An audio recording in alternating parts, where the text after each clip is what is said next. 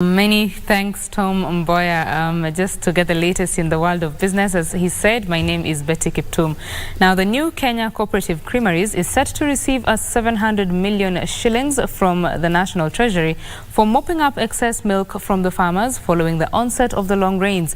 Cooperatives Cabinet Secretary Simon Chelugui says the amount will be partly spent on boosting operations of the dairy processor as the government ramps up efforts to support farmers and cooperatives. We had issues, Olkalau Dairy had challenges before.